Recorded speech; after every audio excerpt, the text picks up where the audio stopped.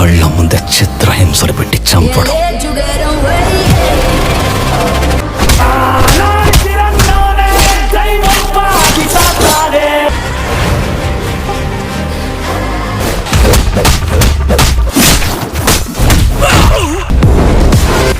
మీకు లేని శత్రువులా ఏంటి?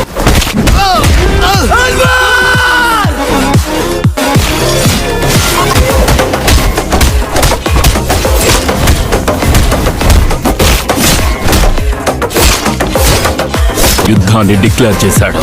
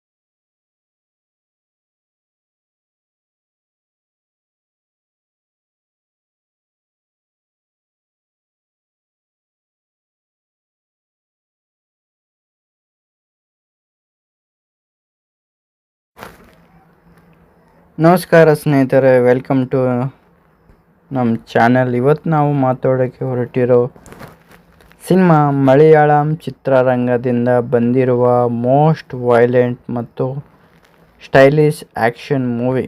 ಹೌದು, ಉಣ್ಣಿ ಮುಕುಂದನ್ ನಟನೆಯ ಮಾರ್ಕೋ ಸಿನಿಮಾ ಹೇಗಿದೆ? ರಕ್ತಸ್ತಿಕವಾಗಿರೋ ಈ ಆ್ಯಕ್ಷನ್ ಥ್ರಿಲ್ಲರ್ ಸಿನಿಮಾ ನೋಡಬಹುದಾ ಇಲ್ಲವ? ಸಂಪೂರ್ಣ ವಿವರ ಈ ವಿಡಿಯೋದಲ್ಲಿ ನೋಡೋಣ ಬನ್ನಿ. ಸಿನಿಮಾದ ಕತೆ ಬಂದು ಅಡಟ್ಟು ಎನ್ನುವ ಪ್ರಭಾವಿ ಗೋಲ್ಡ್ ಟ್ರೇಡಿಂಗ್ ಕುಟುಂಬದ ಸುತ್ತು ತಿರುಗುತ್ತದೆ. ಕುಟುಂಬಕ್ಕೆ ಎದುರಾಗುವ ಅನಿರೀಕ್ಷಿತ ದುರಂತದ ಹಾಗೂ ಹತ್ಯೆಗಳಿಗೆ ನಾಯಕ ಮಾರ್ಕೋ ಅಂದರೆ ಉಣ್ಣಿ ಮುಕುಂದನ್ ಹೇಗೆ ಕ್ರೂರವಾಗಿ ತಮ್ಮ ನಿರ್ದಾಕ್ಷಿಣ್ಯವಾಗಿ ಸೇಡು ತೀರಿಸಿಕೊಳ್ತಾನೆ ಎನ್ನುವುದೇ ಈ ಚಿತ್ರದ ಒಟ್ಟು ಕಥೆಯಾಗಿದೆ. ಇದು ಸಂಪೂರ್ಣವಾಗಿ ಹೈ ವೋಲ್ಟೇಜ್ ರಿವೆಂಜ್ ಡ್ರಾಮಾ ಆಗಿದೆ. ಮೊದಲಿಗೆ ಸಿನಿಮಾದ ಪ್ಲಸ್ ಪಾಯಿಂಟ್ ಬಗ್ಗೆ ಹೇಳೋದಾದರೆ, ಉಣ್ಣಿ ಮುಕುಂದನ್ ಲುಕ್, ಅವರ ಆ್ಯಕ್ಷನ್. ಇದುವರೆಗೂ ನಾವು ನೋಡಿದ ಉಣ್ಣಿ ಮುಕುಂದನ್ ಪಾತ್ರಗಳಿಗಿಂತ ಇದು ಸಂಪೂರ್ಣ ವಿಭಿನ್ನ. ಮಾರ್ಕೋ ಪಾತ್ರದಲ್ಲಿ ಅವರ ವೈಲ್ಟೇಜ್ ಮತ್ತು ಸ್ಕ್ರೀನ್ ಪ್ರೆಸೆನ್ಸ್ ಮೈನವಿರೇಳಿಸುತ್ತದೆ. ಇನ್ನು ಸೌಂಡ್ಸ್ ಮತ್ತು ಮ್ಯೂಸಿಕ್, ರವಿ ಬಸ್ರೂರವರ ಹಿನ್ನೆಲೆ ಸಂಗೀತ BGM ಸಿನಿಮಾಗೆ ಜೀವ ತುಂಬಿದೆ. ಹಾಗೆಯೇ ಸಾಹಸ ನಿರ್ದೇಶನ ಹಾಗೂ ಚಂದ್ರು ಸೆಲ್ವರಾಜ್ ಅವರ ಸಿನಿಮಾ ಫೋಟೋಗ್ರಫಿ ತುಂಬಾ ಸ್ಪೆಷಲ್ ಆಗಿದೆ. ಇನ್ನು ಈ ಸಿನಿಮಾದ ಮೈನಸ್ ಪಾಯಿಂಟ್ ಅಂದರೆ ಸಿನಿಮಾದ ರಕ್ತಪಾತ ಮತ್ತು ಹಿಂಸೆಯಿಂದ ತುಂಬಿದ. ಕೆಲವರಿಗೆ ಈ ಮಟ್ಟದ ವೈಲೆನ್ಸ್ ನೋಡೋಕ್ಕೆ ಸ್ವಲ್ಪ ಅತಿ ಎನಿಸಬಹುದು. ಮೊದಲಾದಷ್ಟು ಬಲವಾದ ಕತೆ ತೃತೀಯದಲ್ಲಿ ಸ್ವಲ್ಪ ಮಟ್ಟಿಗೆ ಹಿಡಿತ ತಲುಪುತ್ತದೆ. ಬರೀ ಆ್ಯಕ್ಷನ್ ಮೇಲೆಯೂ ಹೆಚ್ಚು ಗಮನ ಹರಿಸಲಾಗಿದೆ. ಈಗ ಕಥೆಯ ಬಗ್ಗೆ ಹೇಳಬೇಕಂದ್ರೆ, ಸಿನಿಮಾದ ಕಥೆಯು ಕೇರಳದ ಪ್ರಭಾವಿ ಗೋಲ್ಡ್ ಟ್ರೇಡಿಂಗ್ ಅಂದರೆ ಚಿನ್ನದ ವ್ಯಾಪಾರ ಕುಟುಂಬವಾದ ಅಡಟ್ಟು ಸುತ್ತ ಸುತ್ತುತ್ತದೆ. ಈ ಕುಟುಂಬದ ಕಿರಿಯ ಸದಸ್ಯನೇ ಮಾರ್ಕೋ. ಈ ಕುಟುಂಬವು ವ್ಯವಹಾರದ ಜೊತೆಗೆ ಅಡಗಿರುವ ಹಲವು ಕ್ರಿಮಿನಲ್ ಚಟುವಟಿಕೆಗಳು ಹಾಗೂ ಭೂಗತ ಲೋಕದ ನಂಟನ್ನು ಹೊಂದಿರುತ್ತದೆ. ಮಾರ್ಕೋ ನೋಡಲು ಸ್ಟೈಲಿಶ್ ಆಗಿದ್ದರೂ ಕೋಪ ಬಂದರೆ ಯಾವುದೇ ಮಿತಿಯಿಲ್ಲದೆ ಕ್ರೂರವಾಗಿ ವರ್ತಿಸುವ ವ್ಯಕ್ತಿ. ಕಥೆಯಲ್ಲಿ ಅನಿರೀಕ್ಷಿತ ಘಟನೆಯೊಂದು ನಡೆದು ಮಾರ್ಕೋ ಕುಟುಂಬದವರಿಗೆ ದೊಡ್ಡ ದ್ರೋಹ ಮತ್ತು ಸಾವು ನೋವುಗಳು ಎದುರಾಗುತ್ತವೆ. ತಮ್ಮ ಕುಟುಂಬದವರ ಮೇಲೆ ಕೈ ಮಾಡಿದ ಹಾಗೂ ಈ ಎಲ್ಲ ಸಂಚಿನ ಹಿಂದೆ ಇರುವ ಶತ್ರುಗಳನ್ನು ಮಟ್ಟ ಹಾಕಲು ಮಾರ್ಕೋ ರಂಗಗಿಳುತ್ತಾನೆ. ಇಲ್ಲಿಂದ ಸಿನಿಮಾವು ಸಂಪೂರ್ಣವಾಗಿ ವೈಲೆಂಟ್ ರಿವೆಂಜ್ಗೆ ಡ್ರಾಮಾ ಆಗಿ ಬದಲಾಗುತ್ತದೆ. ಶತ್ರುಗಳನ್ನು ಹುಡುಕಿ ಅವರ ಕೋಟೆಯನ್ನೇ ಧ್ವಂಸಗೊಳಿಸಿ ಮಾರ್ಕೋ ಹೇಗೆ ಹಂತ ಹಂತವಾಗಿ ತನ್ನ ಹಗೆಯನ್ನು ತಿಳಿಸಿಕೊಳ್ತಾನೆ ಎನ್ನುವುದೇ ಈ ಸಿನಿಮಾದ ಹೈ ವೋಲ್ಟೇಜ್ ಕಥೆಯಾಗಿದೆ. ಲಾಜಿಕ್ಗಿಂತ ಇಲ್ಲಿ ಸಂಪೂರ್ಣವಾಗಿ ಮಾಸ್ ಆ್ಯಕ್ಷನ್, ವೈಲೆನ್ಸ್ ಮತ್ತು ಎಮೋಷನಲ್ ಶೇಡ್ಗೆ ಹೆಚ್ಚು ಪ್ರಾಮುಖ್ಯತೆ ನೀಡಲಾಗಿದೆ. ಮಾರ್ಕೋನ ಅಡಟ್ಟು ಕುಟುಂಬವು ಕೇವಲ ಬಿಸ್ನೆಸ್ ಕುಟುಂಬವಲ್ಲ, ಬದಲಿಗೆ ಅಂಡರ್ವರ್ಲ್ಡ್ ಜೊತೆ ಆಳವಾದ ನಂಟನ್ನು ಹೊಂದಿದೆ. ಕುಟುಂಬದೊಳಗಿನ ಆಂತರಿಕ ಕಲಹಗಳು, ಅಧಿಕಾರಕ್ಕಾಗಿ ನಡೆಯುವ ಒಳಸಂಚುಗಳು ಮತ್ತು ಶತ್ರುಗಳ ಕಣ್ಣು ಈ ಕುಟುಂಬದ ಸಂಪತ್ತಿನ ಮೇಲಿರುತ್ತದೆ. ಮಾರ್ಕೋ ತನ್ನ ರಕ್ತ ಸಂಬಂಧಿಗಳನ್ನು ರಕ್ಷಿಸಲು ಯಾವ ಮಟ್ಟಕ್ಕಾದರೂ ಹೋಗುವವನು ಎಂಬ ಅಂಶ ಇಲ್ಲಿ ರಿವೀಲ್ ಆಗುತ್ತದೆ.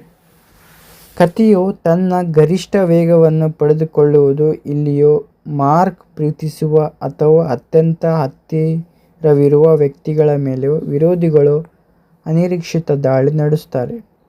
ಈ ಹತ್ಯಾಕಾಂಡ ಹಾಗೂ ವಂಚನೆಯ ಮಾರ್ಕ್ ಕುಟುಂಬವನ್ನು ಅಸ್ವಸ್ಥಗೊಳಿಸುತ್ತದೆ.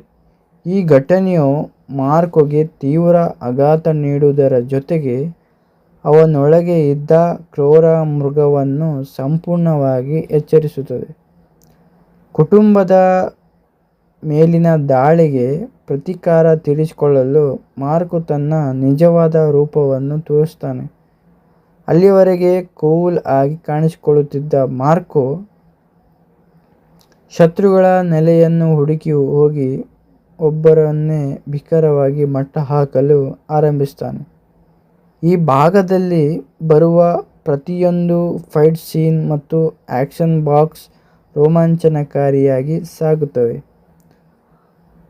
ಮಾರ್ಕೋನ ರೌದ್ರತಾವಾರವನ್ನು ಕಂಡು ಶತ್ರುಗಳ ಪಾಳೆಯದಲ್ಲಿ ನಡುಕ ಹುಟ್ಟುತ್ತದೆ. ಮಾರ್ಕೋಗೆ ತಡೆಹಿಡಿಯಲು ವಿರೋಧಿಗಳು ದೊಡ್ಡ ಕಳುವಿನ ಅಥವಾ ಕೊಲೆಯ ಸಂಚು ಹೂಡಿದರೂ ಮಾರ್ಕೋ ಎಲ್ಲವನ್ನೂ ಮೀರಿ ಮುನ್ನಡೆಯುತ್ತಾನೆ.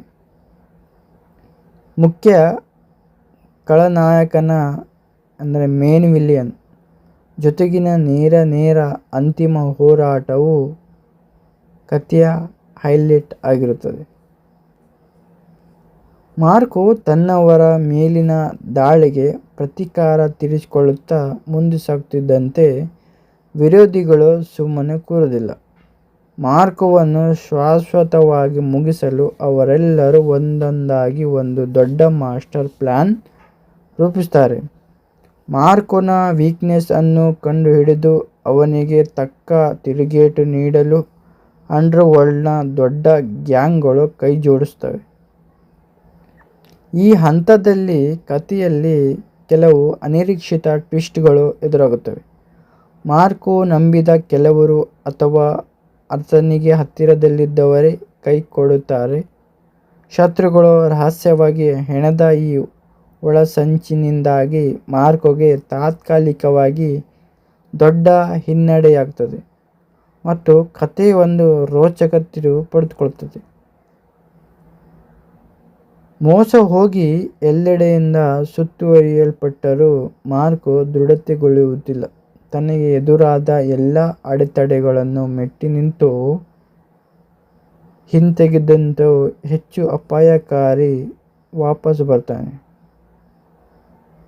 ಶತ್ರುಗಳ ಭದ್ರಕೋಟೆಗೆ ನುಗ್ಗಿ ಅವರ ಸೈನ್ಯವನ್ನೇ ನಾಶ ಮಾಡುವ ದೃಶ್ಯಗಳು ರೋಮಾಂಚನ ಉಂಟು ಮಾಡುತ್ತವೆ. ಇಲ್ಲಿ ಮಾರ್ಕೋ ಮತ್ತು ಮುಖ್ಯ ವಿಲನ್ ನಡುವಿನ ನೇರ ಅಂತಿಮ ಕಾಳಗವೇ ಈ ಚಿತ್ರದ ಅತಿದೊಡ್ಡ ಹೈಲೈಟ್. ಯಾವುದೇ ಕರುಣೆ ಇಲ್ಲದೆ ನಡೆಯುವ ಈ ಫೈಟ್ನಲ್ಲಿ ಮಾರ್ಕೋ ತನ್ನ ವಿರೋಧಿಗಳ ಸಾಮ್ರಾಜ್ಯವನ್ನು ಸಂಪೂರ್ಣವಾಗಿ ಧ್ವಂಸಗೊಳಿಸಿ ತನ್ನ ಹಗೆಯನ್ನು ಸಂಪೂರ್ಣವಾಗಿ ತೀರಿಸುತ್ತಾನೆ. ಮಾರ್ಕೋ ಕೇವಲ ಬಲಪ್ರಯೋಗ ಮಾಡುವುದಲ್ಲದೆ ತನ್ನ ಮೇಲಿನ ಈ ದೊಡ್ಡ ಸಂಚಿನ ಹಿಂದಿರುವ ಮಾಸ್ಟರ್ ಮೈಂಡ್ ಯಾರು ಎಂಬುದನ್ನು ತನಿಖೆ ಮಾಡಲು ಶುರು ಮಾಡ್ತಾನೆ. ವಿರೋಧಿಗಳ ಗುಂಪಿನಲ್ಲೇ ಇರುವ ಗುಪ್ತ ಮಾಹಿತಿಯನ್ನು ಹೊರತೆಗೆಯಲು ಮಾರ್ಕೋ ತನ್ನದೇ ಆದ ಚಾತುರ್ಯವನ್ನು ಬಳಸ್ತಾನೆ. ಶತ್ರುಗಳ ವ್ಯಾಪಾರ, ಆಕ್ರಮಣ, ಹಣಕಾಸಿನ ನೆಲೆಗಳು ಮತ್ತು ಅವರ ರಹಸ್ಯ ತಾಣಗಳು ಒಂದೊಂದಾಗಿ ಮಾರ್ಕೋ ಕೈಗೆ ಸಿಗುತ್ತವೆ. ಇದರಿಂದ ವಿಲನ್ಗಳ ಸಾಮ್ರಾಜ್ಯದ ಅಡಿಪಾಯವೇ ಅಲುಗಾಡುತ್ತದೆ. ಶತ್ರುಗಳು ತಮ್ಮವೇ ನಾಶವಾಗುತ್ತಿರುವುದನ್ನು ಕಂಡು ಬೆಚ್ಚಿಬೀಳ್ತಾರೆ. ಮಾರ್ಕೋವನ್ನು ತಡೆಯಲು ಅವರು ಪೊಲೀಸ್ ವ್ಯವಸ್ಥೆಯನ್ನು, ರಾಜಕೀಯ ಪ್ರಭಾವವನ್ನು ಅಥವಾ ಭೂಗತ ಲೋಕದ ದೊಡ್ಡ ಬಾಡಿಗೆ ಹಂತಕರನ್ನು ಬಳಸಿಕೊಳ್ಳಲು ಪ್ರಯತ್ನಿಸುತ್ತಾರೆ. ಆದರೆ ಮಾರ್ಕೋ ಅವರ ಯಾವ ತಂತ್ರಗಳಿಗೂ ತಗ್ಗದೆ ಬಂದವರನ್ನೆಲ್ಲ ಭೇಟಿ ಮಾಡುತ್ತಾ ಮುನ್ನುಗ್ಗುತ್ತಾನೆ. ಕೇರಳದ ರಸ್ತೆಗಳಿಂದ ಹಿಡಿದು ಅಂಡರ್ವರ್ಲ್ಡ್ ಅಡತುಗಾಣಗಳವರೆಗೆ ಮಾರ್ಕೋ ನಡೆಯುವ ಈ ಭೇಟಿಯು ಸಿನಿಮಾದಲ್ಲಿ ಅತಿ ರೋಮಾಂಚನಕವಾಗಿ ಮೂಡುತ್ತದೆ. ಕಥೆಯು ಕ್ಲೈಮ್ಯಾಕ್ಸ್ ಹಂತಕ್ಕೆ ತಲುಪುತ್ತಿದ್ದಂತೆ ಇದುವರೆಗೂ ತೆರೆಮರೆಯಲ್ಲಿದ್ದ ಕೇವಲ ರಹಸ್ಯ ಪಾತ್ರಗಳು ಅಥವಾ ಮಾರ್ಕೋಗೆ ಬಾಲ್ಯದಿಂದಲೂ ಪರಿಚಯವಿರುವ ವ್ಯಕ್ತಿಗಳು ಕಥೆಗೆ ಮರು ಎಂಟ್ರಿ ಕೊಡ್ತಾರೆ. ಕೆಲವರು ಮಾರ್ಕೋಗೆ ಬೆಂಬಲವಾಗಿ ನಿಂತರೆ, ಇನ್ನು ಕೆಲವು ನಂಬಿಕಸ್ಥರೆಂದುಕೊಂಡವರೇ ಈ ಎಲ್ಲ ಸಂಚಿನ ಹಿಂದೆ ದೊಡ್ಡ ಕೈವಾಡ ಹೊಂದಿದ್ದರು ಎಂಬ ಸತ್ಯ ಬಯಲಾಗುತ್ತದೆ.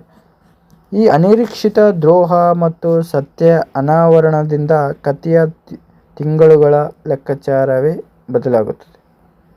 ಶತ್ರುಗಳು ಮಾರ್ಕೋನನ್ನು ಸಂಪೂರ್ಣವಾಗಿ ಮುಗಿಸಲು ಅವನಿಗೆ ಒಂದು ದೊಡ್ಡ ಬಲೆ ಟ್ರ್ಯಾಪ್ ಬೀಳಿಸ್ತಾರೆ. ಸಂಪೂರ್ಣ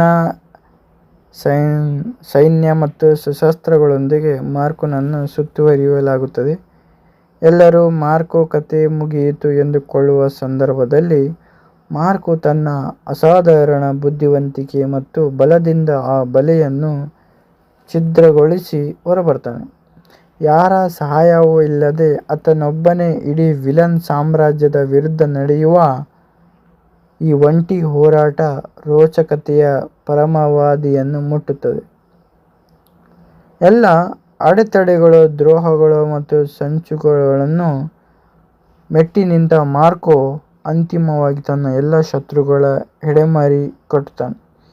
ಮುಖ್ಯ ವಿಲನ್ ಜೊತೆಗಿನ ಅಂತಿಮ ಮುಖಾಮುಖಿ ಕೇವಲ ವೈಯಕ್ತಿಕ ಸೇಡಿಗೆ ಮಾತ್ರವಲ್ಲದೆ ಆ ಅಂಡರ್ವರ್ಲ್ಡ್ ಲೋಕದಲ್ಲಿ ಯಾರು ದೊರೆ ಎಂಬುದನ್ನು ನಿರ್ಧರಿಸುವ ನಿರ್ಣಾಯಕ ಘಟ್ಟವಾಗುತ್ತದೆ.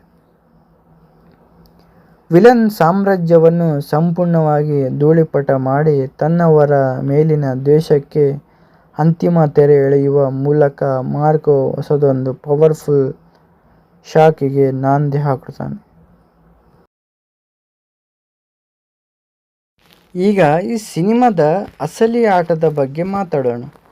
ಮಾರ್ಕೋ ಸಿನಿಮಾದ ಬಜೆಟ್ ಸುಮಾರು 30 ಕೋಟಿ ರೂಪಾಯಿ.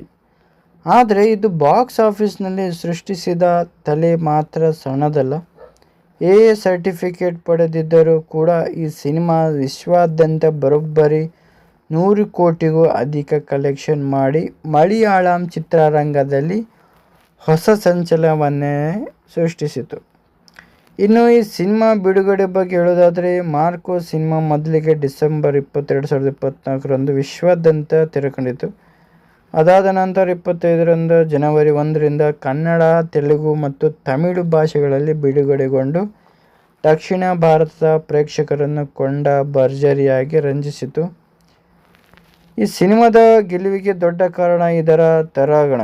ಮಾರ್ಕೋ ಡಿ ಪೀಟರ್ ಆಗಿ ಉಣ್ಣಿ ಮುಕುಂದನ್ ಅವರ ಅಭಿನಯ ನಿಜಕ್ಕೂ ಅದ್ಭುತವಾಗಿದೆ.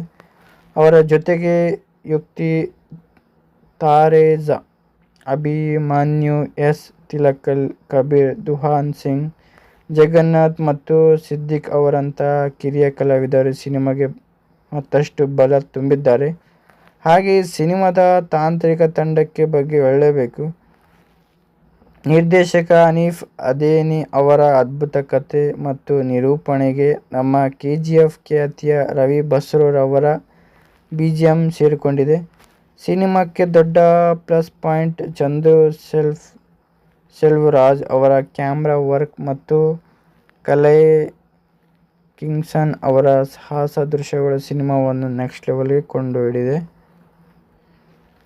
ಇನ್ನು ಈ ವಿಷಯಗಳ ಬಗ್ಗೆ ಮಾತಾಡುತ್ತಿರುವಾಗ ಉಣ್ಣಿ ಮುಕುಂದನ್ ಅವರ ಮಾರ್ಕೋ ಲುಕ್, ಇವರ ಫೋಟೋಗಳನ್ನು, ಅದ್ಭುತ BGM ಸೌಂಡನ್ನು ಬ್ಯಾಕ್ಗ್ರೌಂಡ್ನಲ್ಲಿ.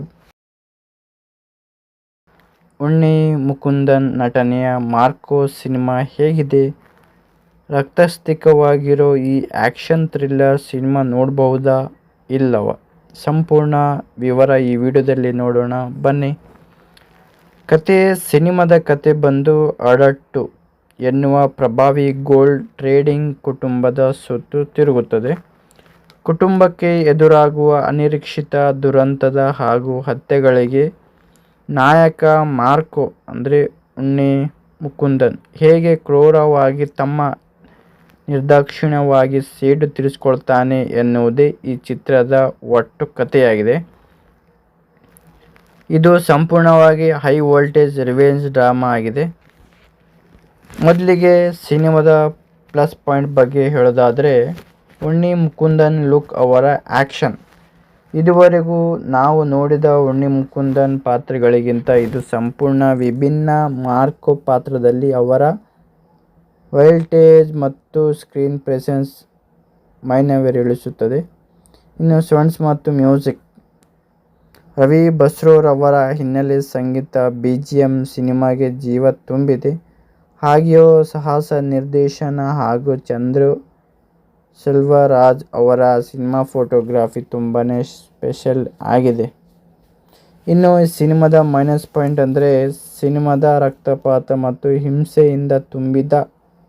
ಕೆಲವರಿಗೆ ಈ ಮಟ್ಟದ ವೈಲೆನ್ಸ್ ನೋಡೋಕ್ಕೆ ಸ್ವಲ್ಪ ಅತಿ ಎನಿಸಬಹುದು. ಮೊದಲಾದಷ್ಟು ಬಲವಾದ ಕಥೆ ತೃತೀಯದಲ್ಲಿ ಸ್ವಲ್ಪ ಮಟ್ಟಿಗೆ ಹಿಡಿತ ತಲುಪುತ್ತದೆ. ಬರೀ ಆ್ಯಕ್ಷನ್ ಮೇಲೆಯೂ ಹೆಚ್ಚು ಗಮನ ಹರಿಸಲಾಗಿದೆ. ಈಗ ಕಥೆ ಬಗ್ಗೆ ಹೇಳಬೇಕಂದ್ರೆ, ಸಿನಿಮಾದ ಕಥೆಯು ಕೇರಳದ ಪ್ರಭಾವಿ ಗೋಲ್ಡ್ ಟ್ರೇಡಿಂಗ್ ಅಂದರೆ ಚಿನ್ನದ ವ್ಯಾಪಾರ ಕುಟುಂಬವಾದ ಅಡಟ್ಟು ಸುತ್ತುತ್ತದೆ. ಈ ಕುಟುಂಬದ ಕಿರಿಯ ಸದಸ್ಯನೇ ಮಾರ್ಕೋ. ಈ ಕುಟುಂಬವು ವ್ಯವಹಾರದ ಜೊತೆಗೆ ಅಡಗಿರುವ ಹಲವು ಕ್ರಿಮಿನಲ್ ಚಟುವಟಿಕೆಗಳು ಹಾಗೂ ಭೂಗತ ಲೋಕದ ನಂಟನ್ನು ಹೊಂದಿರುತ್ತದೆ. ಮಾರ್ಕೋ ನೋಡಲು ಸ್ಟೈಲಿಶ್ ಆಗಿದ್ದರೂ ಕೋಪ ಬಂದರೆ ಯಾವುದೇ ಮಿತಿಯಿಲ್ಲದೆ ಕ್ರೂರವಾಗಿ ವರ್ತಿಸುವ ವ್ಯಕ್ತಿ. ಕಥೆಯಲ್ಲಿ ಅನಿರೀಕ್ಷಿತ ಘಟನೆಯೊಂದು ನಡೆದು ಮಾರ್ಕೋ ಕುಟುಂಬದವರಿಗೆ ದೊಡ್ಡ ದ್ರೋಹ ಮತ್ತು ಸಾವು ನೋವುಗಳು ಎದುರಾಗುತ್ತವೆ. ತಮ್ಮ ಕುಟುಂಬದವರ ಮೇಲೆ ಕೈ ಮಾಡಿದ ಹಾಗೂ ಈ ಎಲ್ಲ ಸಂಚಿನ ಹಿಂದೆ ಇರುವ ಶತ್ರುಗಳನ್ನು ಮಟ್ಟ ಹಾಕಲು ಮಾರ್ಕೋ ರಂಗಗಿಳುತ್ತಾನೆ. ಇಲ್ಲಿಂದ ಸಿನಿಮಾವು ಸಂಪೂರ್ಣವಾಗಿ ವೈಲೆಂಟ್ ರಿವೆಂಜ್ಗೆ ಡ್ರಾಮಾ ಆಗಿ ಬದಲಾಗುತ್ತದೆ. ಶತ್ರುಗಳನ್ನು ಹುಡುಕಿ ಅವರ ಕೋಟೆಯನ್ನೇ ಧ್ವಂಸಗೊಳಿಸಿ ಮಾರ್ಕೋ ಹೇಗೆ ಹಂತ ಹಂತವಾಗಿ ತನ್ನ ಹಗೆಯನ್ನು ತೀರಿಸಿಕೊಳ್ತಾನೆ ಎನ್ನುವುದೇ ಈ ಸಿನಿಮಾದ ಹೈ ವೋಲ್ಟೇಜ್ ಕಥೆಯಾಗಿದೆ. ಲಾಜಿಕ್ಗಿಂತ ಇಲ್ಲಿ ಸಂಪೂರ್ಣವಾಗಿ ಮಾಸ್ ಆ್ಯಕ್ಷನ್, ವೈಲೆನ್ಸ್ ಮತ್ತು ಎಮೋಷನಲ್ ಶೇಡ್ಗೆ ಹೆಚ್ಚು ಪ್ರಾಮುಖ್ಯತೆ ನೀಡಲಾಗಿದೆ.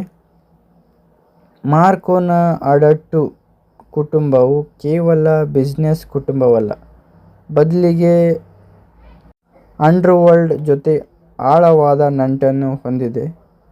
ಕುಟುಂಬದೊಳಗಿನ ಆಂತರಿಕ ಕಲಹಗಳು, ಅಧಿಕಾರಕ್ಕಾಗಿ ನಡೆಯುವ ಒಳಸಂಚುಗಳು ಮತ್ತು ಶತ್ರುಗಳ ಕಣ್ಣು ಈ ಕುಟುಂಬದ ಸಂಪತ್ತಿನ ಮೇಲಿರುತ್ತದೆ. ಮಾರ್ಕೋ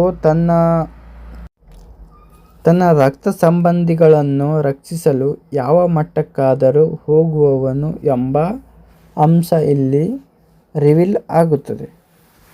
ಕಥೆಯು ತನ್ನ ಗರಿಷ್ಠ ವೇಗವನ್ನು ಪಡೆದುಕೊಳ್ಳುವುದು ಇಲ್ಲಿಯೂ ಮಾರ್ಕ್ ಪ್ರೀತಿಸುವ ಅಥವಾ ಅತ್ಯಂತ ಹತ್ತಿರವಿರುವ ವ್ಯಕ್ತಿಗಳ ಮೇಲೆ ವಿರೋಧಿಗಳು ಅನಿರೀಕ್ಷಿತ ದಾಳಿ ನಡೆಸುತ್ತಾರೆ.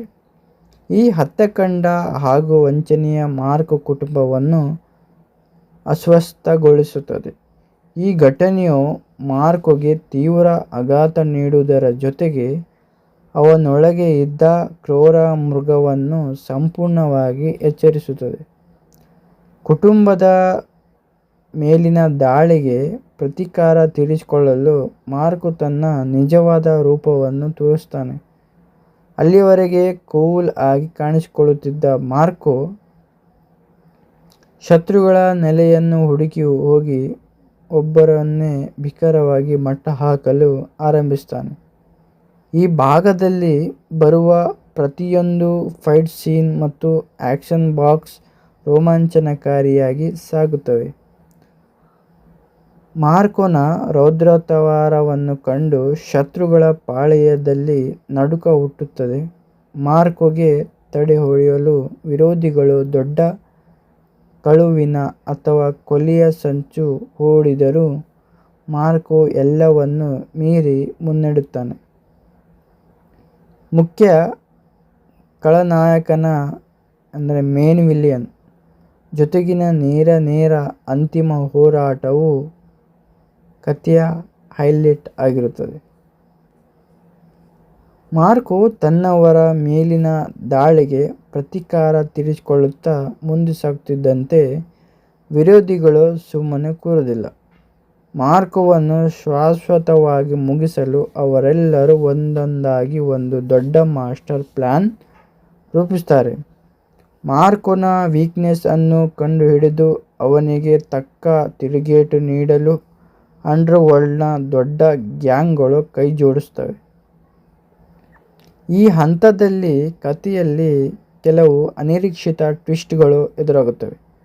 ಮಾರ್ಕೋ ನಂಬಿದ ಕೆಲವರು ಅಥವಾ ಆತನಿಗೆ ಹತ್ತಿರದಲ್ಲಿದ್ದವರೇ ಕೈ ಕೊಡುತ್ತಾರೆ. ಶತ್ರುಗಳು ರಹಸ್ಯವಾಗಿ ಹೆಣೆದ ಈ ಒಳಸಂಚಿನಿಂದಾಗಿ ಮಾರ್ಕೋಗೆ ತಾತ್ಕಾಲಿಕವಾಗಿ ದೊಡ್ಡ ಹಿನ್ನಡೆಯಾಗುತ್ತದೆ ಮತ್ತು ಕಥೆ ಒಂದು ರೋಚಕ ತಿರುವು ಪಡೆದುಕೊಳ್ಳುತ್ತದೆ. ಮೋಸ ಹೋಗಿ ಎಲ್ಲೆಡೆಯಿಂದ ಸುತ್ತುವರಿಯಲ್ಪಟ್ಟರೂ ಮಾರ್ಕೋ ದೃಢತೆಗೊಳ್ಳುವುದಿಲ್ಲ. ತನಗೆ ಎದುರಾದ ಎಲ್ಲ ಅಡೆತಡೆಗಳನ್ನು ಮೆಟ್ಟಿ ನಿಂತು ಹಿಂತೆಗೆದಂತ ಹೆಚ್ಚು ಅಪಾಯಕಾರಿ ವಾಪಸ್ ಬರ್ತಾನೆ. ಶತ್ರುಗಳ ಭದ್ರಕೋಟೆಗೆ ನುಗ್ಗಿ ಅವರ ಸೈನ್ಯವನ್ನೇ ನಾಶ ಮಾಡುವ ದೃಶ್ಯಗಳು ರೋಮಾಂಚನ ಉಂಟುಮಾಡುತ್ತವೆ.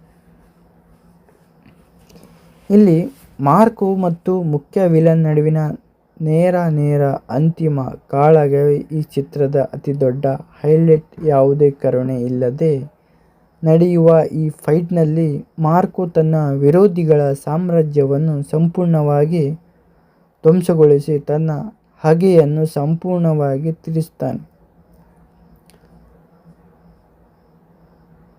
ಮಾರ್ಕೋ ಕೇವಲ ಬಲಪ್ರಯೋಗ ಮಾಡುವುದಲ್ಲದೆ ತನ್ನ ಮೇಲಿನ ಈ ದೊಡ್ಡ ಸಂಚಿನ ಹಿಂದಿರುವ ಮಾಸ್ಟರ್ ಮೈಂಡ್ ಯಾರು ಎಂಬುದನ್ನು ತನಿಖೆ ಮಾಡಲು ಶುರು ಮಾಡ್ತಾನೆ. ವಿರೋಧಿಗಳ ಗುಂಪಿನಲ್ಲೇ ಇರುವ ಗುಪ್ತ ಮಾಹಿತಿಯನ್ನು ಹೊರತೆಗೆಯಲು ಮಾರ್ಕೋ ತನ್ನದೇ ಆದ ಚಾತುರ್ಯವನ್ನು ಬಳಸ್ತಾನೆ. ಶತ್ರುಗಳ ವ್ಯಾಪಾರ, ಆಕ್ರಮಣ, ಹಣಕಾಸಿನ ನೆಲೆಗಳು ಮತ್ತು ಅವರ ರಹಸ್ಯ ತಾಣಗಳು ಒಂದೊಂದಾಗಿ ಮಾರ್ಕೋ ಕೈಗೆ ಸಿಗುತ್ತವೆ. ಇದರಿಂದ ವಿಲನ್ಗಳ ಸಾಮ್ರಾಜ್ಯದ ಅಡಿಪಾಯವೇ ಅಲುಗಾಡುತ್ತದೆ. ಶತ್ರುಗಳು ತಮ್ಮವೇ ನಾಶವಾಗುತ್ತಿರುವುದನ್ನು ಕಂಡು ಬೆಚ್ಚಿಬೀಳ್ತಾರೆ. ಮಾರ್ಕೋವನ್ನು ತಡೆಯಲು ಅವರು ಪೊಲೀಸ್ ವ್ಯವಸ್ಥೆಯನ್ನು, ರಾಜಕೀಯ ಪ್ರಭಾವವನ್ನು ಅಥವಾ ಭೂಗತ ಲೋಕದ ದೊಡ್ಡ ಬಾಡಿಗೆ ಹಂತಕರನ್ನು ಬಳಸಿಕೊಳ್ಳಲು ಪ್ರಯತ್ನಿಸುತ್ತಾರೆ. ಆದರೆ ಮಾರ್ಕೋ ಅವರ ಯಾವ ತಂತ್ರಗಳಿಗೂ ತಗ್ಗದೆ ಬಂದವರನ್ನೆಲ್ಲ ಭೇಟಿ ಮಾಡುತ್ತಾ ಮುನ್ನುಗ್ಗುತ್ತಾನೆ. ಕೇರಳದ ರಸ್ತೆಗಳಿಂದ ಹಿಡಿದು ಅಂಡರ್ವರ್ಲ್ಡ್ ಅಡಗುತಾಣಗಳವರೆಗೆ ಮಾರ್ಕೋ ನಡೆಯುವ ಈ ಭೇಟಿಯು ಸಿನಿಮಾದಲ್ಲಿ ಅತಿ ರೋಮಾಂಚನಕವಾಗಿ ಮೂಡುತ್ತದೆ. ಕಥೆಯು ಕ್ಲೈಮ್ಯಾಕ್ಸ್ ಹಂತಕ್ಕೆ ತಲುಪುತ್ತಿದ್ದಂತೆ ಇದುವರೆಗೂ ತೆರೆಮರೆಯಲ್ಲಿದ್ದ ಕೇವಲ ರಹಸ್ಯ ಪಾತ್ರಗಳು ಅಥವಾ ಮಾರ್ಕೋಗೆ ಬಾಲ್ಯದಿಂದಲೂ ಪರಿಚಯವಿರುವ ವ್ಯಕ್ತಿಗಳು ಕತೆಗೆ ಮರು ಎಂಟ್ರಿ ಕೊಡ್ತಾರೆ. ಕೆಲವರು ಮಾರ್ಕೋಗೆ ಬೆಂಬಲವಾಗಿ ನಿಂತರೆ, ಇನ್ನು ಕೆಲವು ನಂಬಿಕಸ್ಥರೆಂದುಕೊಂಡವರೇ ಈ ಎಲ್ಲ ಸಂಚಿನ ಹಿಂದೆ ದೊಡ್ಡ ಕೈವಾಡ ಹೊಂದಿದ್ದರು ಎಂಬ ಸತ್ಯ ಬಯಲಾಗುತ್ತದೆ. ಈ ಅನಿರೀಕ್ಷಿತ ದ್ರೋಹ ಮತ್ತು ಸತ್ಯ ಅನಾವರಣದಿಂದ ಕಥೆಯ ತಿಂಗಳುಗಳ ಲೆಕ್ಕಾಚಾರವೇ ಬದಲಾಗುತ್ತದೆ. ಶತ್ರುಗಳು ಮಾರ್ಕೋನನ್ನು ಸಂಪೂರ್ಣವಾಗಿ ಮುಗಿಸಲು ಅವನಿಗೆ ಒಂದು ದೊಡ್ಡ ಬಲೆ ಟ್ರ್ಯಾಪ್ ಬೀಳಿಸ್ತಾರೆ. ಸಂಪೂರ್ಣ ಸೈನ್ಯ ಮತ್ತು ಶಸ್ತ್ರಾಸ್ತ್ರಗಳೊಂದಿಗೆ ಮಾರ್ಕೋನನ್ನು ಸುತ್ತುವರಿಯಲಾಗುತ್ತದೆ. ಎಲ್ಲರೂ ಮಾರ್ಕೋ ಕತೆ ಮುಗಿಯಿತು ಎಂದುಕೊಳ್ಳುವ ಸಂದರ್ಭದಲ್ಲಿ ಮಾರ್ಕೋ ತನ್ನ ಅಸಾಧಾರಣ ಬುದ್ಧಿವಂತಿಕೆ ಮತ್ತು ಬಲದಿಂದ ಆ ಬಲೆಯನ್ನು ಛಿದ್ರಗೊಳಿಸಿ ಹೊರಬರ್ತಾನೆ. ಯಾರ ಸಹಾಯವೂ ಇಲ್ಲದೆ ಆತನೊಬ್ಬನೇ ಇಡೀ ವಿಲನ್ ಸಾಮ್ರಾಜ್ಯದ ವಿರುದ್ಧ ನಡೆಯುವ ಈ ಒಂಟಿ ಹೋರಾಟ ರೋಚಕತೆಯ ಪರಮಾವಧಿಯನ್ನು ಮುಟ್ಟುತ್ತದೆ. ಎಲ್ಲ ಅಡೆತಡೆಗಳು, ದ್ರೋಹಗಳು ಮತ್ತು ಸಂಚುಗಳನ್ನು ಮೆಟ್ಟಿ ನಿಂತ ಮಾರ್ಕೋ ಅಂತಿಮವಾಗಿ ತನ್ನ ಎಲ್ಲ ಶತ್ರುಗಳ ಹೆಡೆಮಾರಿ ಕಟ್ಟುತ್ತಾನೆ. ಮುಖ್ಯ ವಿಲನ್ ಜೊತೆಗಿನ ಅಂತಿಮ ಮುಖಾಮುಖಿ ಕೇವಲ ವೈಯಕ್ತಿಕ ಸೇಡಿಗೆ ಮಾತ್ರವಲ್ಲದೆ ಆ ಅಂಡರ್ವರ್ಲ್ಡ್ ಲೋಕದಲ್ಲಿ ಯಾರು ದೊರೆ ಎಂಬುದನ್ನು ನಿರ್ಧರಿಸುವ ನಿರ್ಣಾಯಕ ಘಟ್ಟವಾಗುತ್ತದೆ. ವಿಲನ್ ಸಾಮ್ರಾಜ್ಯವನ್ನು ಸಂಪೂರ್ಣವಾಗಿ ಧೂಳಿಪಟ ಮಾಡಿ ತನ್ನವರ ಮೇಲಿನ ದ್ವೇಷಕ್ಕೆ ಅಂತಿಮ ತೆರೆ ಎಳೆಯುವ ಮೂಲಕ ಮಾರ್ಕೋ ಹೊಸದೊಂದು ಪವರ್ಫುಲ್ ಶಾಖೆಗೆ ನಾಂದಿ ಹಾಕುತ್ತಾನೆ.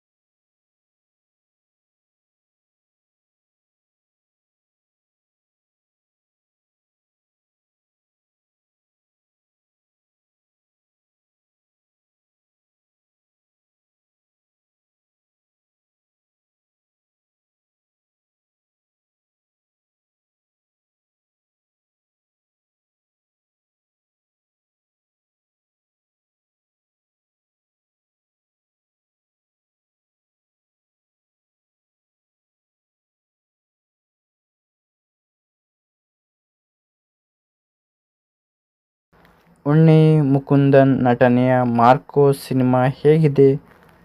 ರಕ್ತಸ್ತಿಕವಾಗಿರೋ ಈ ಆ್ಯಕ್ಷನ್ ಥ್ರಿಲ್ಲರ್ ಸಿನಿಮಾ ನೋಡಬಹುದಾ ಇಲ್ಲವಾ?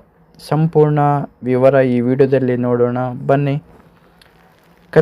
ಸಿನಿಮಾದ ಕತೆ ಬಂದು ಅಡಟ್ಟು ಎನ್ನುವ ಪ್ರಭಾವಿ ಗೋಲ್ಡ್ ಟ್ರೇಡಿಂಗ್ ಕುಟುಂಬದ ಸುತ್ತು ತಿರುಗುತ್ತದೆ. ಕುಟುಂಬಕ್ಕೆ ಎದುರಾಗುವ ಅನಿರೀಕ್ಷಿತ ದುರಂತದ ಹಾಗೂ ಹತ್ಯೆಗಳಿಗೆ ನಾಯಕ ಮಾರ್ಕೋ ಉಣ್ಣಿ ಮುಕುಂದನ್ ಹೇಗೆ ಕ್ರೂರವಾಗಿ ತಮ್ಮ ನಿರ್ದಾಕ್ಷಿಣ್ಯವಾಗಿ ಸೇಡು ತೀರಿಸಿಕೊಳ್ತಾನೆ ಎನ್ನುವುದೇ ಈ ಚಿತ್ರದ ಒಟ್ಟು ಕಥೆಯಾಗಿದೆ. ಇದು ಸಂಪೂರ್ಣವಾಗಿ ಹೈ ವೋಲ್ಟೇಜ್ ರಿವೆಂಜ್ ಡ್ರಾಮಾ ಆಗಿದೆ. ಮೊದಲಿಗೆ ಸಿನಿಮಾದ ಪ್ಲಸ್ ಪಾಯಿಂಟ್ ಬಗ್ಗೆ ಹೇಳೋದಾದರೆ, ಉಣ್ಣಿ ಮುಕುಂದನ್ ಲುಕ್, ಅವರ ಆ್ಯಕ್ಷನ್. ಇದುವರೆಗೂ ನಾವು ನೋಡಿದ ಉಣ್ಣಿ ಮುಕುಂದನ್ ಪಾತ್ರಗಳಿಗಿಂತ ಇದು ಸಂಪೂರ್ಣ ವಿಭಿನ್ನ.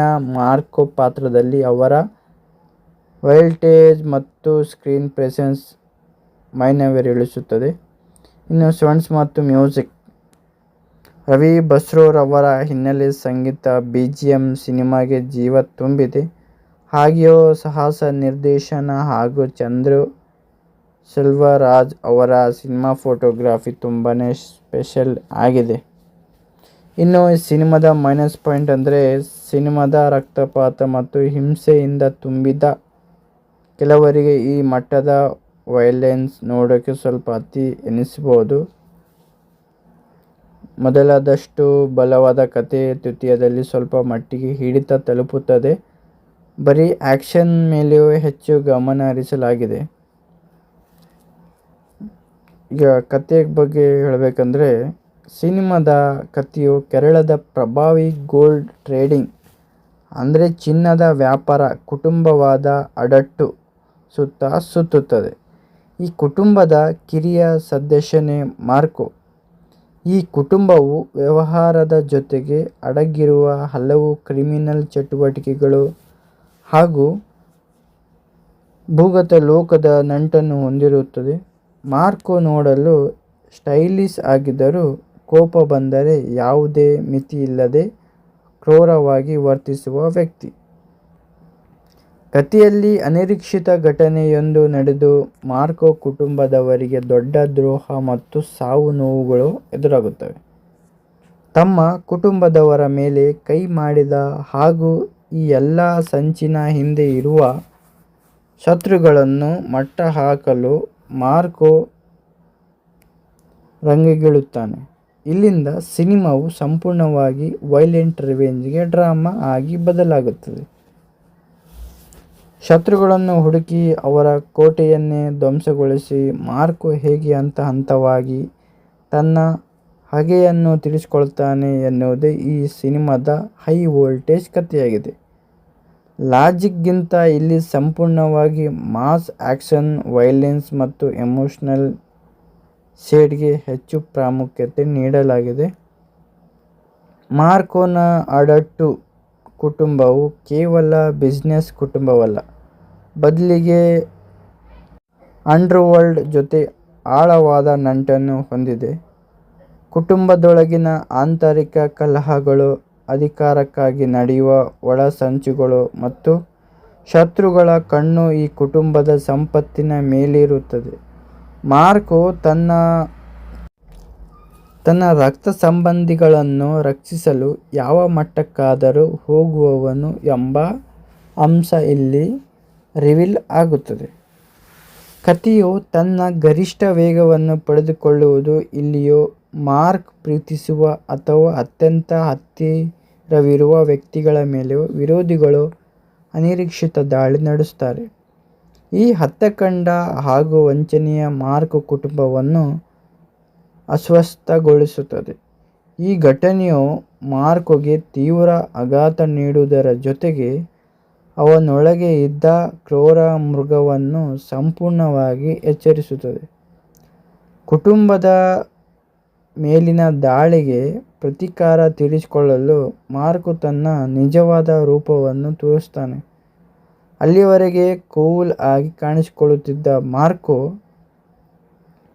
ಶತ್ರುಗಳ ನೆಲೆಯನ್ನು ಹುಡುಕಿ ಹೋಗಿ ಒಬ್ಬರನ್ನೇ ಭೀಕರವಾಗಿ ಮಟ್ಟ ಹಾಕಲು ಆರಂಭಿಸ್ತಾನೆ. ಈ ಭಾಗದಲ್ಲಿ ಬರುವ ಪ್ರತಿಯೊಂದು ಫೈಟ್ ಸೀನ್ ಮತ್ತು ಆ್ಯಕ್ಷನ್ ಬಾಕ್ಸ್ ರೋಮಾಂಚನಕಾರಿಯಾಗಿ ಸಾಗುತ್ತವೆ. ಮಾರ್ಕೊನ ರೌದ್ರತಾವಾರವನ್ನು ಕಂಡು ಶತ್ರುಗಳ ಪಾಳೆಯದಲ್ಲಿ ನಡುಕ ಹುಟ್ಟುತ್ತದೆ. ಮಾರ್ಕೊಗೆ ತಡೆಹಿಡಿಯಲು ವಿರೋಧಿಗಳು ದೊಡ್ಡ ಕಳುವಿನ ಅಥವಾ ಕೊಲೆಯ ಸಂಚು ಹೂಡಿದರೂ ಮಾರ್ಕೊ ಎಲ್ಲವನ್ನೂ ಮೀರಿ ಮುನ್ನಡೆಯುತ್ತಾನೆ. ಮುಖ್ಯ ಖಳನಾಯಕನ ಅಂದರೆ ಮೇನ್ ವಿಲಿಯನ್ ಜೊತೆಗಿನ ನೇರ ಅಂತಿಮ ಹೋರಾಟವು ಕಥೆಯ ಹೈಲೈಟ್ ಆಗಿರುತ್ತದೆ. ಮಾರ್ಕೊ ತನ್ನವರ ಮೇಲಿನ ದಾಳಿಗೆ ಪ್ರತೀಕಾರ ತೀರಿಸಿಕೊಳ್ಳುತ್ತಾ ಮುಂದೆ ಸಾಗುತ್ತಿದ್ದಂತೆ ವಿರೋಧಿಗಳು ಸುಮ್ಮನೆ ಕೂರುವುದಿಲ್ಲ. ಮಾರ್ಕೊವನ್ನು ಶಾಶ್ವತವಾಗಿ ಮುಗಿಸಲು ಅವರೆಲ್ಲರೂ ಒಂದೊಂದಾಗಿ ಒಂದು ದೊಡ್ಡ ಮಾಸ್ಟರ್ ಪ್ಲಾನ್ ರೂಪಿಸುತ್ತಾರೆ. ಮಾರ್ಕೊನ ವೀಕ್ನೆಸ್ ಅನ್ನು ಕಂಡುಹಿಡಿದು ಅವನಿಗೆ ತಕ್ಕ ತಿರುಗೇಟು ನೀಡಲು ಅಂಡರ್ವರ್ಲ್ಡ್ನ ದೊಡ್ಡ ಗ್ಯಾಂಗ್ಗಳು ಕೈಜೋಡಿಸುತ್ತವೆ. ಈ ಹಂತದಲ್ಲಿ ಕಥೆಯಲ್ಲಿ ಕೆಲವು ಅನಿರೀಕ್ಷಿತ ಟ್ವಿಸ್ಟ್ಗಳು ಎದುರಾಗುತ್ತವೆ. ಮಾರ್ಕೊ ನಂಬಿದ ಕೆಲವರು ಅಥವಾ ಆತನಿಗೆ ಹತ್ತಿರದಲ್ಲಿದ್ದವರೇ ಕೈ ಕೊಡುತ್ತಾರೆ. ಶತ್ರುಗಳು ರಹಸ್ಯವಾಗಿ ಹೆಣೆದ ಈ ಒಳಸಂಚಿನಿಂದಾಗಿ ಮಾರ್ಕೋಗೆ ತಾತ್ಕಾಲಿಕವಾಗಿ ದೊಡ್ಡ ಹಿನ್ನಡೆಯಾಗ್ತದೆ ಮತ್ತು ಕಥೆ ಒಂದು ರೋಚಕ ತಿರುವು ಪಡೆದುಕೊಳ್ಳುತ್ತದೆ. ಮೋಸ ಹೋಗಿ ಎಲ್ಲೆಡೆಯಿಂದ ಸುತ್ತುವರಿಯಲ್ಪಟ್ಟರೂ ಮಾರ್ಕೋ ದೃಢತೆಗೊಳ್ಳುವುದಿಲ್ಲ. ತನಗೆ ಎದುರಾದ ಎಲ್ಲ ಅಡೆತಡೆಗಳನ್ನು ಮೆಟ್ಟಿ ನಿಂತು ಹಿಂತೆಗೆದಂತೆ ಹೆಚ್ಚು ಅಪಾಯಕಾರಿ ವಾಪಸ್ ಬರ್ತಾನೆ. ಶತ್ರುಗಳ ಭದ್ರಕೋಟೆಗೆ ನುಗ್ಗಿ ಅವರ ಸೈನ್ಯವನ್ನೇ ನಾಶ ಮಾಡುವ ದೃಶ್ಯಗಳು ರೋಮಾಂಚನ ಉಂಟು ಮಾಡುತ್ತವೆ. ಇಲ್ಲಿ ಮಾರ್ಕೋ ಮತ್ತು ಮುಖ್ಯ ವಿಲನ್ ನಡುವಿನ ನೇರ ಅಂತಿಮ ಕಾಳಗವೇ ಈ ಚಿತ್ರದ ಅತಿ ದೊಡ್ಡ ಹೈಲೈಟ್. ಯಾವುದೇ ಕರುಣೆ ಇಲ್ಲದೆ ನಡೆಯುವ ಈ ಫೈಟ್ನಲ್ಲಿ ಮಾರ್ಕೋ ತನ್ನ ವಿರೋಧಿಗಳ ಸಾಮ್ರಾಜ್ಯವನ್ನು ಸಂಪೂರ್ಣವಾಗಿ ಧ್ವಂಸಗೊಳಿಸಿ ತನ್ನ ಹಗೆಯನ್ನು ಸಂಪೂರ್ಣವಾಗಿ ತೀರಿಸ್ತಾನೆ. ಮಾರ್ಕೋ ಕೇವಲ ಬಲಪ್ರಯೋಗ ಮಾಡುವುದಲ್ಲದೆ ತನ್ನ ಮೇಲಿನ ಈ ದೊಡ್ಡ ಸಂಚಿನ ಹಿಂದಿರುವ ಮಾಸ್ಟರ್ ಮೈಂಡ್ ಯಾರು ಎಂಬುದನ್ನು ತನಿಖೆ ಮಾಡಲು ಶುರು ಮಾಡ್ತಾನೆ. ವಿರೋಧಿಗಳ ಗುಂಪಿನಲ್ಲೇ ಇರುವ ಗುಪ್ತ ಮಾಹಿತಿಯನ್ನು ಹೊರತೆಗೆಯಲು ಮಾರ್ಕೋ ತನ್ನದೇ ಆದ ಚಾತುರ್ಯವನ್ನು ಬಳಸ್ತಾನೆ. ಶತ್ರುಗಳ ವ್ಯಾಪಾರ, ಆಕ್ರಮಣ, ಹಣಕಾಸಿನ ನೆಲೆಗಳು ಮತ್ತು ಅವರ ರಹಸ್ಯ ತಾಣಗಳು ಒಂದೊಂದಾಗಿ ಮಾರ್ಕೋ ಕೈಗೆ ಸಿಗುತ್ತವೆ. ಇದರಿಂದ ವಿಲನ್ಗಳ ಸಾಮ್ರಾಜ್ಯದ ಅಡಿಪಾಯವೇ ಅಲುಗಾಡುತ್ತದೆ. ಶತ್ರುಗಳು ತಮ್ಮವೇ ನಾಶವಾಗುತ್ತಿರುವುದನ್ನು ಕಂಡು ಬೆಚ್ಚಿಬೀಳ್ತಾರೆ. ಮಾರ್ಕೋವನ್ನು ತಡೆಯಲು ಅವರು ಪೊಲೀಸ್ ವ್ಯವಸ್ಥೆಯನ್ನು, ರಾಜಕೀಯ ಪ್ರಭಾವವನ್ನು ಅಥವಾ ಭೂಗತ ಲೋಕದ ದೊಡ್ಡ ಬಾಡಿಗೆ ಹಂತಕರನ್ನು ಬಳಸಿಕೊಳ್ಳಲು ಪ್ರಯತ್ನಿಸುತ್ತಾರೆ. ಆದರೆ ಮಾರ್ಕೋ ಅವರ ಯಾವ ತಂತ್ರಗಳಿಗೂ ತಗ್ಗದೆ ಬಂದವರನ್ನೆಲ್ಲ ಭೇಟಿ ಮಾಡುತ್ತಾ ಮುನ್ನುಗ್ಗುತ್ತಾನೆ. ಕೇರಳದ ರಸ್ತೆಗಳಿಂದ ಹಿಡಿದು ಅಂಡರ್ವರ್ಲ್ಡ್ ಅಡಗುತಾಣಗಳವರೆಗೆ ಮಾರ್ಕೋ ನಡೆಯುವ ಈ ಭೇಟಿಯು ಸಿನಿಮಾದಲ್ಲಿ ಅತಿ ರೋಮಾಂಚನಕವಾಗಿ ಮೂಡುತ್ತದೆ.